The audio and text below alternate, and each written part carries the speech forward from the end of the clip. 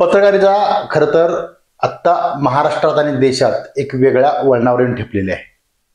पत्रकाराला मिळालेल्या मानधनातून किंवा पगारातून त्याचा चरितार्थ अर्थ किंवा त्याची कौटुंबिक ते पुरवू शकत नाही त्या गरजा कुटुंबाच्या. मात्र पत्रकारानं व्यावसायिकतेकडे वळावं का या विषयावर मी चर्चा करणार आहे. कारण सातारा जिल्ह्यातील साम टीव्हीचे प्रतिनिधी आणि ब्युरो चीफ असलेले संभाजी थोरात माझ्यासोबत आहेत. सर नमस्कार. नमस्कार. थोरात साहेबांच्या बद्दल अनेकांना माहिती असेल, मात्र महाराष्ट्रातल्या अनेक लोकांना मी सांगू इच्छितो की अत्यंत प्रामाणिक पत्रकारिता करणारा ही व्यक्तिमत्व आणि आज यशस्वी उद्योजक म्हणून कराड शहर आणि तालुक्यामध्ये अत्यंत चांगलं काम करत आहेत. सर माझा पहिला प्रश्न आहे, तुम्ही यशस्वी अत्यंत प्रामाणिकपणे पत्रकारिता केली, आज यशस्वी उद्योजक आहात, हा टप्पा किती वर्षाचा तुमचा? साधारण तुम्ही या सगळ्या प्रवासाचे साक्षीदार आहात. साधारण मी 1999ला 12वीची माझी परीक्षा झाली आणि मी लिहायची आवड आणि वाचायची आवड असल्यामुळं मी पत्रकारितेत आलो. अगदी क्रिकेटच्या बातम्या, चित्रपटांच्या पुरवण्या या अशा वाचत वाचत मी सुरुवात केली आणि त्यानंतर मी एक काले विभागाचा ग्रामीण बातमीदार म्हणून दैनिक ऐक्यमध्ये मी माझी सुरुवात केली. तिथून लिहायला लागलो, लिहायला शिकलो. तिथून साम टीव्हीला मी 2008ला आलो की 2008 पासून आतापर्यंत मी साम टीव्हीला. मी त्या दरम्यान सातारा जिल्हा प्रतिनिधी, मी कोल्हापूर ब्युरो आणि परत एकदा मी कराड आणि पाटणचा प्रतिनिधी म्हणून काम करतोय. 2008 ते आतापर्यंत 30-17 वर्ष आणि त्याच्या अगोदर साधारण 23-24 वर्षाचा माझा हा सगळा प्रवास आहे. तुम्हालाही तो माहिती आहे. सर आता मुद्द्यावर आपण येऊया. खरं तर पत्रकारिता आणि उद्योग व्यवसाय या दोन आतापर्यंत वेगळ्या बाजू होत्या. कारण पत्रकारितेवर आतापर्यंत म्हणजे पत्रकार फक्त पत्रकारिता करायचा, मात्र आजच्या पत्रकारांना कशा पद्धतीनं असावं असं तुम्हाला वाटतंय? खरं तर खूप मोठा हा विषय आणि खूप महत्वाचा आहे. कारण पत्रकारिता हे खूप प्रभावी क्षेत्र आहे. पत्रकारितेमुळं आपण अनेकांना न्याय मिळवून देऊ शकतो, अनेक गोष्टींच्या विरोधात आवाज उठवू शकतो, अनेक गोष्टी आपण लोकांच्या आणि शासनाच्या समोर आणू शकतो. आपल्या पत्रकारितेतल्या बातमीमुळं एखाद्याचं आयुष्य बदलू शकतं, मग ते चांगलं होऊ शकतं, एखाद्याचं उद्ध्वस्त होऊ शकतं. एखाद्या वाईट गोष्टीवर आपण प्रहार करू शकतो पत्रकारितेच्या माध्यमातून. पत्रकारिता खूप मोठं, खूप पवित्र क्षेत्र आहे की 20-25 वर्षापूर्वी सगळ्या समाजाच्या गरजा कमी होत्या, तशाच पत्रकार असणाऱ्या माणसाच्याही कमी होत्या. त्यामुळं पत्रकारितेतून जास्त अर्थार्जन झालं नसलं तरी त्याचं कुटुंब चालायचं, उपजीविका चालायची आणि पत्रकारिता ही आवड म्हणून केली जायची. 20-25 वर्षापासून पत्रकारितेचं स्वरूप हे बदलत गेलं आणि पत्रकारितेत खूप मोठ्या प्रमाणात व्यावसायिकरण आलं. 20-25-30 वर्षाच्या पूर्वी पत्रकारितेत असणाऱ्या ज्या संस्था आहेत, ज्या कंपन्या आहेत, त्या कंपन्या ही दैनिक चालवत्या. टीव्ही चॅनल नव्हते, दैनिक जे चालवायचे ते सेवाभावी म्हणून अनेक जण चालवायचे, त्याच्यातून जास्त उत्पन्न मिळावं अशी अपेक्षा नसायची.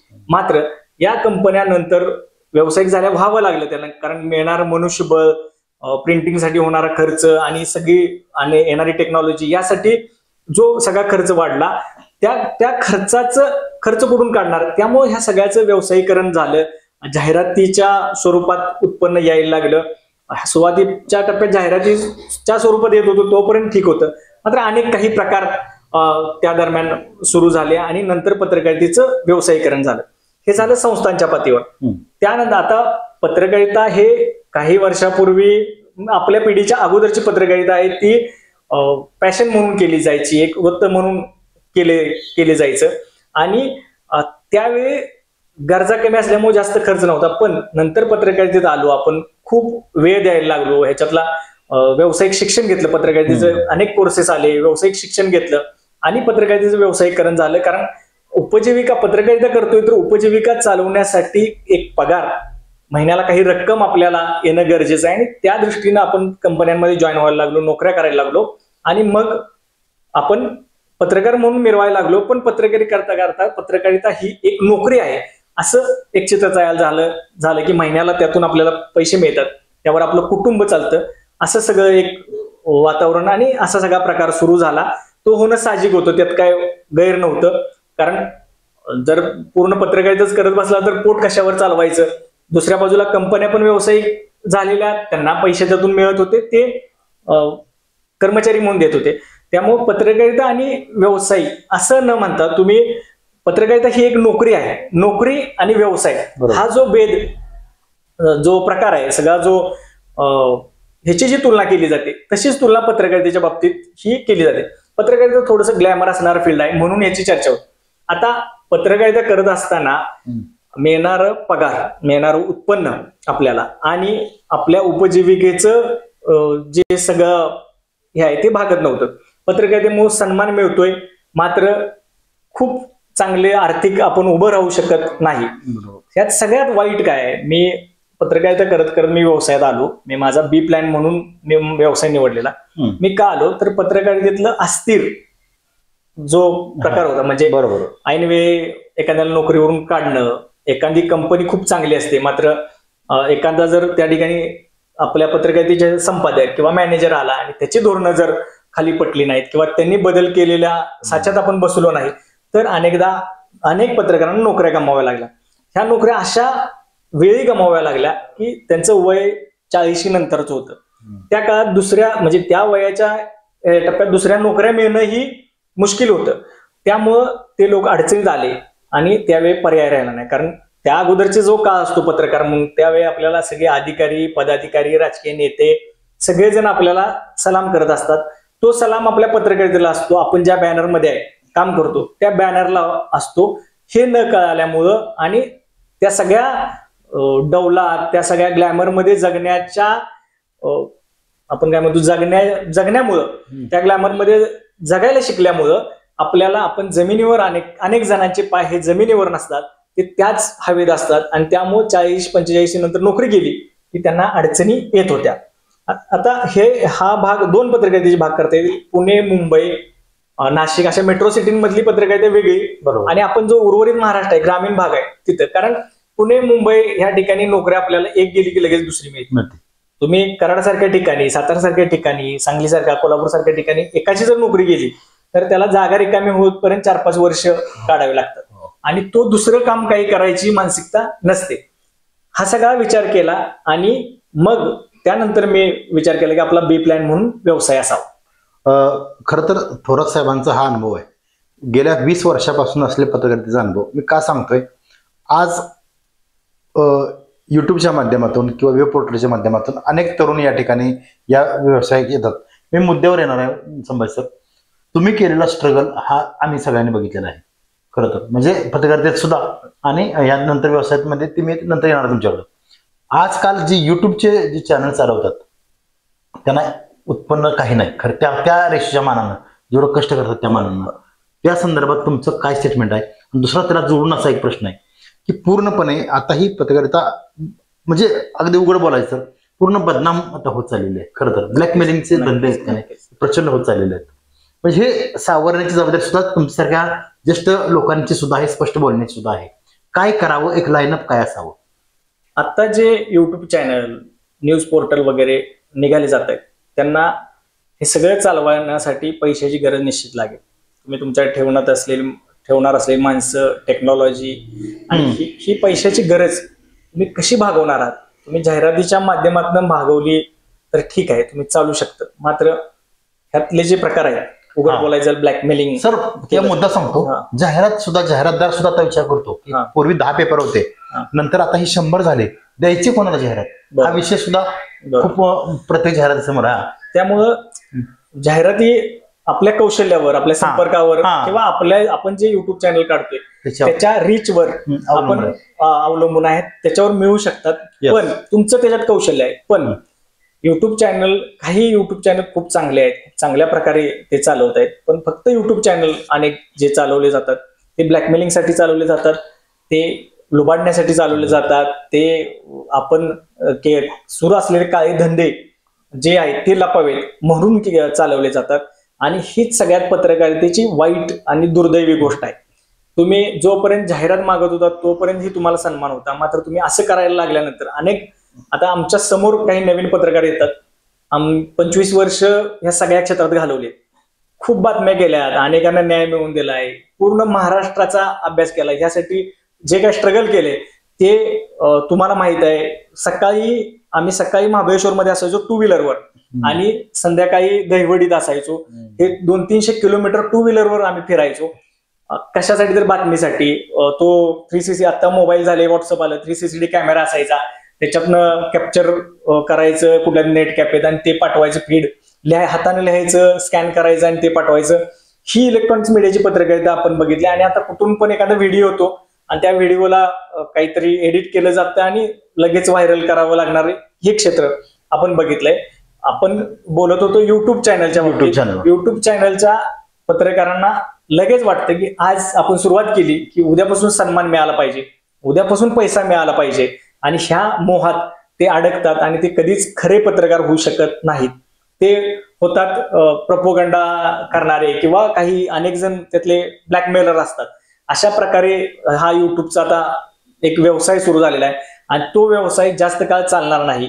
एक दिवस शासन ह्याच्यावर एक आचारसंहिता आणेल आणि आणावीच लागेल, कारण जो प्रकार सगळा सुरू आहे त्यामुळं आपण बघू शकतो शासन यावर आचारसंहिता आणावी. माझं पण वैयक्तिक असं मत आहे. आणि माणसंही तुम्हाला जास्त भीक घालणार नाहीत, जास्त धाकात तुमच्या राहणार नाहीत, जास्त सन्मान देणार नाहीत, तुम्हाला योग्य अंतरावर ठेवतील. जसं माहिती अधिकार कार्यकर्ते अनेक बदनाम झाले तसे पत्रकार बदनाम होतील आणि आज बदनाम झालेलेच आहेत, ऑलरेडी बदनाम झाले. त्यामुळं आपण हे असा युट्यूब चॅनल काढताना त्याच्यात आपलं धोरण माहिती पाहिजे आणि फक्त युट्यूब चॅनलवर आपली उपजीविका चालणार नाही हे पण आपल्याला जाणीव पाहिजे. जे काय आता पैसे मिळतील, जो काही सन्मान मिळेल तो सगळा तात्पुरता असेल. नव्या पिढीनं असे चॅनल काढताना 10व्या विचार करावा. खरं तर संभाजी थोरातच्या संदर्भात मी तुम्हाला सांगू इच्छितो, साम टीव्हीला सरांनी काम केलं, सातारा जिल्हा प्रतिनिधी म्हणून सुरुवातीला, नंतर कोल्हापूर ब्युरो चीफ म्हणून सुद्धा होते. मात्र सुरुवातीच्या काळाचा स्ट्रगल मी त्यांचं पाहिलेलं आहे. आम्ही त्यांचे ज्युनियर आहे खरं तर. पण महाबळेश्वर असेल, तापोळा असेल आणि कांदाटे खोऱ्यामध्ये अत्यंत चांगलं काम, म्हणजे जिथं कोण जाऊ शकत नाही असं कांदाटे खोरे म्हणून महाबळेश्वरमध्ये परिचित आहे. आज ही लोक जे नाव काढतात सर, आजही की संभाजी थोरात साहेब किती वर्ष आले तुम्हाला? 20 वर्ष आले असतील. म्हणजे ही पत्रकारिता आहे खरं तर सकारात्मक आणि खरं तर लोकांच्या हितासाठी काम करण्याची. तर पुढच्या मुद्द्यावर येतो. तुम्ही एवढा स्ट्रगल केला सर, प्रिंट मीडियातून इलेक्ट्रॉनिक मीडिया, नंतर तुम्ही एखाद्या मध्ये सुद्धा होता, तिथून तुम्ही क्लिक झाला आणि तुम्ही तुमच्या शिवनेरी तुमच्या उद्योग समूहामध्ये आला. कसा होता तो प्रवास, कसा टप्पा टर्नआउट झाला?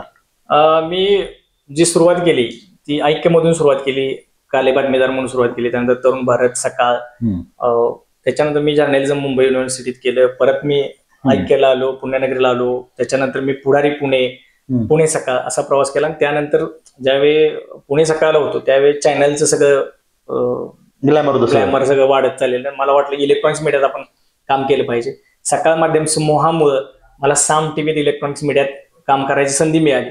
मी साताऱ्यात आलो आणि त्याच्यानंतर काही कारणामुळं थोडंसं माझा एक निर्णय चुकला की जो निर्णयामुळे आयुष्य बदललं. मी सकाळ माध्यम समूह सोडला आणि एक दैनिक आलं. त्या दैनिकामध्ये मी गेलो, दुर्दैवाने ते दैनिक बंद पडलं. माझा कोणताही दोष नव्हता, ते दैनिक बंद पडलं. अनेक पत्रकारांचा त्या दैनिकामुळे अनेक पत्रकारांचे करिअर उद्ध्वस्त झालं. माझंही त्याच टप्प्यावर आलेलं उद्ध्वस्त व्हायच्या. पण माझ्या नशिबानं किंवा माझ्या प्रयत्नामुळे मला तो जो ऍक्सिडेंट झाला ती संधी निर्माण झाली. मी पत्रकारितेत इतकं वाहून घेतलेलं की पूर्ण म्हणजे डोक्यात पूर्ण पत्रकारिता असायची, 24 तास पत्रकारिता करायचो. त्यातून मिळणाऱ्या त्या सगळ्या पगारात आपलं सगळं घर चालवायचं. पण एक छंद होता, म्हणजे पॅशन होती पत्रकारिता. मी दिवस रात्र पूर्ण पत्रकार. ज्यावेळी ते बंद पडलं आणि त्याच्यानंतर जी मला वागणूक आली माझ्या वाट्याला, जे नेते मला संभाजी म्हणून माझ्या मागे लागायचे ते नेते ओळख द्यायचं पण झाले. अनेक म्हणजे एक उदाहरण सांगतो तुम्हाला. एक नगरसेवक होता, तो मला सोडेपर्यंत, मी ज्या ठिकाणी बसमध्ये बसतोय त्या ठिकाणपर्यंत सोड द्यायचा, तिथून न्यायला यायचा, असं सगळं करायचा. ज्यावेळी मी पत्रकार नव्हतो त्यावेळी ही सगळी मंडळी माझ्यापासून लांब झाली, अनेकांनी ओळख द्यायची पण झाली. आपण ज्यांना पत्रकारिता आणलं ती माणसं म्हणायला लागली की बाद झाला, म्हणजे संपला असं म्हणायला लागली. आणि तो जो 3-4 महिन्याचा काळ होता, मी म्हणजे मी पत्रकारितेत सगळ्यात मोठं काय केलंय तर अनेक जणांना उभं करायचं काम मला असं वाटायचं की मी केलंय. म्हणजे अनेक जणांना मार्गदर्शन केलं. ज्यांना केलं ते सुद्धा अनेक जण म्हणले की हे बाद झाला, म्हणजे हा संपला. अशा प्रकारच्या प्रतिक्रिया खाजगीत होत्या. काही जणांनी तोंडावर व्यक्त केल्या, काही जणांनी पाठीमागे केल्या आणि खूप फ्रस्ट्रेट त्या 3 महिन्याच्या काळात झालेलो. काही दैनिकांनी बॅनच केलेलं की ह्यांना जे त्या दैनिकात गेले त्यांना घ्यायचं नाही. घ्यायचं नाही. मग त्याच्यात आमच्या काही हितचिंतक मित्रांनी प्रयत्न केले आणि मला घेऊन दिलं नाही. ज्यांनी घेऊन दिलं नाही त्यांचं मी आज मनापासून आभार मानतो. ज्यांनी ती जी वागणूक मला मिळाली किंवा तो जो ऍक्सिडेंट झाला तो माझं आयुष्य बदलणारा ठरला. कारण मी त्या दरम्यान ज्यावेळी सगळं झालं त्यानंतर माझी वडिलोपार्जित जागा जी आहे ती माझी काले भागात होती, रोड टच जागा होती आणि तिथं मी खूप वर्ष विचार करायचो तिथं हॉटेल टाकायचं आणि भाड्याने द्यायचं असा विचार करायचो. मग मी परत विचार केला की आता आपल्याला नोकरी नाही काय नाही, म्हणजे अगदी पोट भरायचं वांद होतं, इतकं वाईट अवस्था होती माझी. आणि मग आता नोकरी करायला नाही तर आपण काहीतरी करूया म्हणून मी एक हॉटेल सुरू केलं. हॉटेल मैत्री पार्क नावाचं एक छोटंसं हॉटेल सुरू केलं. मी त्यावेळी सकाळमधून आलेलं PF, मी माझ्या बायकोचे दागिने घाण ठेवले, मी एका पतसंस्थेचं कर्ज काढलं, मी माझं एक शेत घाण ठेवलं आणि मी व्यवसायाला वळलो. मैत्री पार्क नावाचं हॉटेल सुरू केलं. हॉटेल टाकल्यानंतर ही अशा प्रतिक्रिया होत्या खूप मराठी समाजाचं दुर्दैव आहे की आता हा भांडी घासणार, हा टेबल पुसणार, हा काय चालतो, हा भजी तळणार वगैरे असं कुचेष्टेनं म्हटलं जायचं. मी माझं काम करत राहिलो. मला 1 वर्षाच्या आत हॉटेलनं खूप चांगला आधार दिला. हॉटेल खूप चांगलं चालायला लागलं. हे सगळं हे करताना माझी पत्रकारिता संपली नव्हती. मला पत्रकारितेची अगदी गावरान भाषेत खाज माझी संपली नव्हती. मी नंतर कोल्हापूरला साम टीव्हीला जॉईन झालो. अपडाऊन करून मी माझा व्यवसाय सुरू करत होतो. ज्या सगळ्या प्रवासात माझा मावस भाऊ आहे अमोल म्हणून, त्यानं माझं हॉटेल सांभाळलं, हॉटेलचं कामकाज सांभाळलं आणि मी एक उद्योग सुरू झालेला, माझा बी प्लॅन सुरू झालेला. मी कोल्हापूर ब्युरो म्हणून काम करत होतो. मी कराड कोल्हापूर अपडाऊन करायचो आणि रात्री येऊन परत हॉटेलवर काम करायचो रात्री 11-12 वाजेपर्यंत. असा सगळा प्रवास होता. तिथून एक हॉटेल झालं की मी माझ्या मिळणाऱ्या पगारावर मी घर चालवायला लागलो. ह्या हॉटेलमधनं कर्ज फेडली आणि परत मी त्या पैसे साठवून मी दुसरं हॉटेल सुरू केलं. दुसरं हॉटेल शिवनेरी ढाबा नावानं केलं. तो माझा भाचा निलेश म्हणून आहे, तो सांभाळतो आणि मी नोकरीच करत होतो पूर्ण वेळ आणि ते भाच्यानं खूप समर्थपणे सांभाळलं. मी फक्त माझं मार्गदर्शन, मी माझं तिथं लागणार जे काही साधन सामग्री आहेत ती आणि मी माझे कॉन्टॅक्ट वापरायचो आणि ही सगळी माझ्या सोबत असणारी माणसं ही ते काम करायचे. आमच्या शिवनेरीला खूप चांगलं यश आलं. त्या शिवनेरीच्या आता जवळपास 2 डायनिंग आहेत, 2 पार्सल आहेत, मैत्री पार्क म्हणून एक हॉटेल, असे 5 हे माझे उद्योग आहेत. माझं मोबाईल हाऊस म्हणून एक मित्रांबरोबर पार्टनरशिप मध्ये केलेलं एक शॉप आहे. असे जवळपास 6 उद्योग मी आता आजच्या घडीला करतोय आणि सगळेच्या सगळे सक्सेस आहेत. आणि ते कशामुळे सक्सेस आहेत तर आपलं बोलणं चांगलं पाहिजे. मी पत्रकारिता असलो तरी पत्रकारितेत हे सगळं आहे यश आहे ते मी परत एकदा सांगतो की हे सगळं यश पत्रकारितेमुळे आहे. आणि पत्रकारितेत काय केलं, मी माणसं जोडत गेलो, माणसांना मदत करत गेलो आणि ती माणसं मला कुठं कुठं कुठं उपयोगी पडली. एक विश्वासार्हता तयार केली आणि ती मला विश्वासार्हता व्यवसायात ही उपयोगी पडली. आणि मी मग आता असं वाटतंय की यशस्वी झालोय. फक्त ह्याच्यात आता मी 10% काम करतो आणि 90% माझ्यासोबत असणारे माझा मावस भाऊ अमोल, माझा भाचा निलेश, माझा पुतण्या व्यंकटेश, सूरज, माझ्यासोबत मोबाईल शॉपमध्ये पार्टनरशिप असणारे विकास आणि सौरभ, ही जी मंडळी माझ्यासोबत आली त्यांना बरोबर घेऊन मी हा सगळा उद्योग वाढवला. पत्रकारितेनं मोह जोडलेली अनेक माणसं ह्यामुळं आली. सगळे नेते मंडळी वगैरे रिस्पेक्ट मी पत्रकार असल्यामुळं आहे.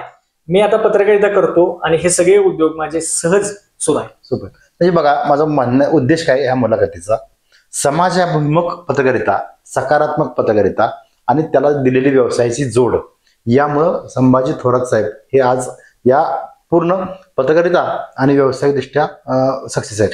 माझा मुलाखतीचा लाईनअप काय आहे मला खरं सांगायचं तर, आजकाल जी कमी श्रमात कमी वेळेत यश संपादन करू इच्छितात जे नवीन पत्रकार आहेत त्यांच्यासाठीची ही खरं तर मुलाखत आहे.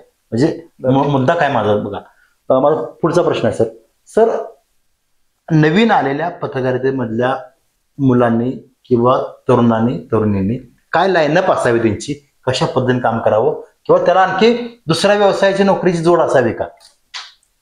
खरं तर पत्रकार हा जन्मावा लागतो. म्हणजे करेक्ट. पत्रकार कुठला कोर्स करून होत नाही. जुन्या काळात 4वी 5वी पास झालेली माणसं सुद्धा खूप चांगले पत्रकार होते कारण ते अभ्यास करायचे. आता नवीन जे येत आहेत खूप चांगले कोर्सेस करतायत, खूप चांगल्या डिग्र्या त्यांच्याकडे आहेत. त्यांनी येताना एका दिवसात, एका वर्षात, 2 वर्षात तुमचं काही होणार नाही. तुम्हाला खूप मोठं ग्लॅमर मिळणार नाही.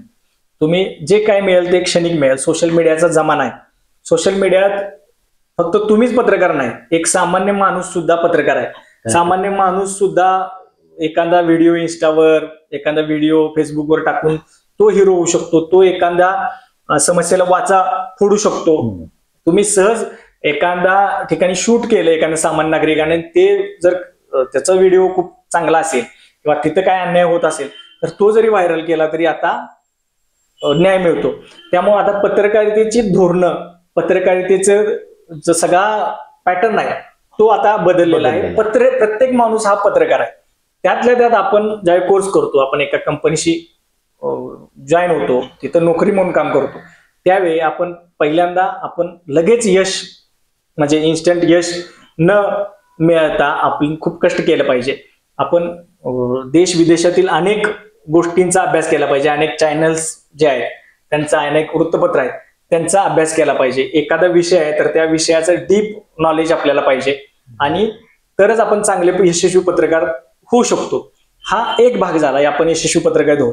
फक्त ज्यावेळी पत्रकारितेत आपण जाणार आहे त्यावेळी एक समजून जायचं की हे क्षेत्र अजिबात स्थिर नाही, अजिबात ह्या क्षेत्रात स्थैर्य नाही.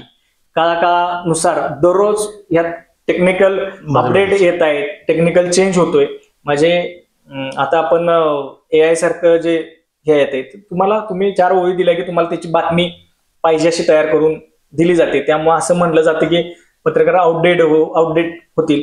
असं काही टेक्नॉलॉजी येतात आणि आपण जर त्याच्यात बदल नाही, काळाप्रमाणे बदललं नाही तर आपण त्याच्यात संपून जाऊ, आपण प्रवाहाच्या बाहेर फेकलं जाऊ. 40 नंतर एक टेक्नॉलॉजीत जो बदल होतो तो स्वीकारताना खूप जड जातं आणि तो नाही स्वीकारला तर कंपनीही आपला विचार करत नाहीत. त्याऐवजी 20-1 वर्षाचं टेक्निकली खूप स्ट्रॉंग असणारा एखादा कॅन्डिडेट ते आपल्या जागी नेमू शकतात. त्यामुळे त्या कंपन्यांनाही आपली गरज त्यावेळी संपते. त्यामुळं खूप अस्थिर आहे. तुम्हाला कधीही नोकरीवरून तुम्हाला जावं लागू शकतं. ते कदाचित तुमची चूक नसेल, पण तुम्ही जर व्यवस्थापनात असलेल्या माणसाला नको असाल, एखादा संपादक आहे, एखादा मॅनेजर आहे, त्यांना तुम्ही नको असाल तर तुम्ही जाऊ शकता. ज्यावेळी तुम्ही बाहेर पडाल तिथून त्यावेळी तुम्हाला कोणीही विचारणार नाही. तुम्हाला परत शून्यापासून सुरुवात करावी लागेल. मी 1000 ज्यावेळी पत्रकार होतात त्यातला एक मोठा संपादक होतो. बाकीचे 999 जण स्ट्रगल करतात आणि ते वयाच्या 58 वर्षापर्यंत स्ट्रगल करतात. एक खूप गैरसमज आहे, पत्रकार आहे म्हणजे खूप पैसा मिळतो. हा एक गैरसमज काढून टाका. पत्रकार आहात, चांगलं वागला, सकारात्मक वागला तर तुम्हाला सन्मान मिळेल, पण पत्रकार आहात म्हणून पैसा मिळेल हा विचार करून पत्रकारितेत अजिबात येऊ नका. आणि जर काही चुकीच्या मार्गाने मिळत असेल तर तो शॉर्ट टर्म पैसा असतो, तो लॉंग टर्म पैसा नसतो. तात्पुरता मिळणाऱ्या पैशावर तुम्हाला तात्पुरता आनंद मिळेल, तुम्ही लॉंग टर्म स्थिर होऊ शकत नाही. त्यामुळे पत्रकारितेत येताना आत्ताच आपला बी प्लॅन डोक्यात ठेवून, बी प्लॅन तयार करून मग पत्रकारितेत या. बी प्लॅन हा उपजीविकेसाठी असेल आणि पत्रकारिता ही तुमची पॅशन म्हणून असेल असा विचार करूनच पत्रकारितेत या. सर, शेवटच्या टप्प्यात आपण मुलाखती निघालोय. या सगळ्या प्रवासात, तुमच्या 25 वर्षाच्या प्रवासात तुम्ही कोणाचा तरी आदर्श घेऊन चालला असाल, आदर्श व्यक्ती साधारणतः पत्रकारिता असेल किंवा नंतर व्यावसायिक सुद्धा असेल किंवा आता सुद्धा, आणि त्याला जोडणे प्रश्न, तुमचे पुढचे विजन्स काय आहेत? खूप चांगला प्रश्न आहे. कारण ही जर माणसं आपल्या आयुष्यात आली नसती तर कदाचित मी घडलो नसतो. माझ्या आयुष्यात आलेलं खूप मोठं व्यक्तिमत्व पहिलं म्हणजे राजा माने साहेब, जे पुण्यनगरीला त्यावेळेस कार्यकारी संपादक होते, त्याच्यानंतर पुढारीला कार्यकारी संपादक होते आणि खूप त्यांनी आमच्यावर प्रेम केलं. आम्ही खेड्यातनं ग्रामीण भागातनं गेलेली जी मुलं होतो ती त्यांनी उभी केली. आम्हाला बोलायचं कसं, आम्हाला वागायचं कसं, ह्यापासून लिहायचं कसं हे सगळं शिकवलं. आणि राजा माने साहेबांमुळं मी पत्रकारितेत मोठा झालो. वागायचं कसं राजा माने साहेबांचं एक वाक्य तुम्हाला सांगतो की त्या ह्याच्यानुसार मी जगलो की तुमच्या स्वभावात पत्रकारितेचा कुचकापणा येऊन देऊ नका. हे वाक्य खूप हे झालं. ह्या वाक्याचा प्रत्येक पत्रकाराने विचार करावा आणि हे करावं. माझ्या आयुष्यात आलेलं दुसरं व्यक्तिमत्व म्हणजे श्रीराम पवार सर. सकाळला मुख्य संपादक होते. श्रीराम पवार सरांनी मला खूप संधी दिल्या आणि श्रीराम पवार सरांच्याकडून काही गोष्टी शिकलो की त्या मला आयुष्य जगायला पण खूप उपयोगी पडल्या. त्यानंतर आता जे सकाळ माध्यम समूहाचे मुख्य संपादक आहेत निलेश खरे सर. निलेश खरे सरांनी जे साम टीव्ही म्हणून 24 तास चॅनल नव्हतं ते चॅनल 24 तास करून 1 नंबरला पोहोचवलं. त्यांनी ज्या काही छोट्या छोट्या गोष्टी आम्हाला शिकवल्या पत्रकारितेतल्या त्या खूप उपयोगी पडल्या त्यानंतरच्या काळात. आणि मी निलेश खरे सरांमुळं मी राज्यभर चमकलो आणि साम टीव्हीला मला खूप चांगली संधी निलेश खरे सरांमुळे मिळाली. त्याचबरोबर आता उद्योगात जसं पत्रकार ही 3 माणसं आहेत, तसं उद्योगात माझे मित्र आहेत. संग्राम पाटील म्हणून नाही, कराडमध्ये गव्हर्नमेंट कॉन्ट्रॅक्ट घेतात, माझ्यापेक्षा वयाने लहान आहेत, पण पैसे कसे साठवावे, पैसे कुठं गुंतवावे ह्याच्यापासून मी जे काय हॉटेलच्या यानं कन्स्ट्रक्शन केलं, त्या कन्स्ट्रक्शन साठी त्यांनी खूप मला मार्गदर्शन त्यांनी त्यांच्या पद्धतीने केलं. हे एक व्यक्तिमत्व मला विसरता येणार नाही. आणि मग अनेक जण आहेत की मी माझ्यापेक्षा लहान आहेत, मोठे आहेत, तुमच्याकडून काही गोष्टी शिकलो. अशा अनेक गोष्टी आहेत की त्या गोष्टी मला आयुष्यभर उपयोगी पडल्या. तुमचं विजन्स काय पुढचं महत्वाचा प्रश्न येणार आहे. आता मी सांगतो की मी आर्थिक स्थैर्याकडे निघालेलो आहे. माझं वय आता 44 आहे. म्हणजे मी आता माझ्या सगळ्या उद्योगांना वगैरे थोडा वेळ देतोय आणि मी तसं बघायला गेलो तर मी एकदम शांत आणि असं जगतोय. मला येणाऱ्या काळात 100 तरुण उभे करायचे की जे मी पत्रकारितेत पण खूप उभे केले. मी सुद्धा आहे. हा, मी उद्योगात सांगू इच्छितो आहे. 2 मिनिटं. आमच्या कराड आणि सातारा जिल्ह्यामध्ये 50 पत्रकारांना उभं करण्याचं काम संभाजी थोरात सरांनी केलेलं आहे. अगदी मी सुद्धा झीला असेल, IBN ला असेल, प्रत्येक वेळी त्या सरांच्यामुळेच आमचं करिअर घडलेलं आहे. म्हणजे एक मुलाखत घेण्याचं कारणच ते. हा बोला सर. मला तर 100 लोक तरुण त्यांच्या पायावर उभे करायचं माझं स्वप्न आहे. मी उद्योगात काही केलेत, पत्रकारितेत काही केलेत, पण मला अजून आणखीन चांगल्या प्रकारे हे काम करायचं आहे. मला असं वाटतं की मी आयुष्य पुरेसा आनंद घेतला. मी पत्रकारितेत खूप चांगली पत्रकारिता केली आहे. मी उद्योगात चांगलं स्थिर झालोय. मोठेपणा सांगत नाही, पण मला माझी इच्छा आहे की, आणि आजही अनेक जण येतात माझ्याकडे, अनेक जण सल्ला घेतात. मी त्यांना मनापासून सांगतो, ज्यावेळी मी ह्या खुर्चीवर बसतो त्यावेळी 100% त्यांना चांगला सल्ला द्यायचा प्रयत्न करतो. एखादा चुकला तर त्याला थेट हे चुकतोय असं मी सांगतो. आणि माझी इच्छा आहे की आपण 100 माणसांच्या तरी आयुष्यात प्रकाश पाडावा. शेवटचा प्रश्न राहिला. आयुष्याचा एक टप्पा होता दैनिक ऐक्य, साम टीव्ही, नंतर अनेक दैनिकात काम करणं बाहेर, नंतर माघारी येऊन साम मध्ये करणं आणि व्यवसायामध्ये सुरू करणं, स्ट्रगल करणं. या गोष्टीत वहिनींचं आणि तुमच्या कुटुंबाचं खूप मोठं योगदान आहे. कसं वेळोवेळी, म्हणजे आज तुम्हाला चांगले दिवस आहेत, ठीक आहे, पण ज्यावेळी वाईट दिवस होते त्यावेळेची साधारणतः त्यांचा कसा सपोर्ट होता आणि कसं होतं? या सगळ्या माझ्या प्रवासात माझी पत्नी अभिलाषा, आई वडील ह्यांचा खूप मोठा सपोर्ट मला मिळाला. कारण पत्रकार म्हणून मी गंमत सांगतो, मी अनेकदा म्हणतो की मी ते गाणं होतं ना, कोमेजून निजलेली एक पराणी, तर मी मुलं झोपल्यानंतर 10-11 वाजता घरी यायचो आणि मुलं उठायच्या अगोदर मी बाहेर पडायचो. मला आता 40 नंतर आता त्रास होतो की आपण मुलांचं आपल्या बालपण बघितलेलं नाही, मुलांचा कधी अभ्यास घेतला नाही, मुलांबरोबर ही सगळी जबाबदारी आहे ती माझ्या पत्नीने बघितली. कधीच कुठली अपेक्षा ठेवली नाही, म्हणजे चला शॉपिंगला चल, किंवा आपण म्हणतो की जे इतर बायका हट्ट धरतात ते कधीही हट्ट धरला नाही तिनं. आणि एका टप्प्यावर आल्यानंतर, म्हणजे मी नोकरी सोडतोय असं म्हटलं की ती म्हणाली ठीक आहे सोडा, काय असं कधी म्हणली नाही, आपलं कसं चालेल, आपलं काय होईल, काही नाही, मी नवीन उद्योग करतोय म्हटलं की ती मग सांगायची मला की करा की काय त्यात अडचण आहे. तिचा सपोर्ट मला होता. मी आजही घराच्या बाहेर 10-12 दिवस असतो. घरातली कोणतीही जबाबदारी ती माझ्यावर टाकत नाही, माझ्या पाठीमागं खंबीरपणे ती उभी असते. आता मी ठरवतो आणि मी जाणीवपूर्वक मी जास्तीत जास्त वेळ माझ्या परिवाराला देतो. माझे वडील कोरोनात गेले. माझं घरचं बॅकग्राऊंड खूप अनेकांना वाटत असेल खूप श्रीमंत होता, खूप वाईट होतं. माझे वडील खूप साधे होते, बोलत होते. आई सगळा संसार करायची.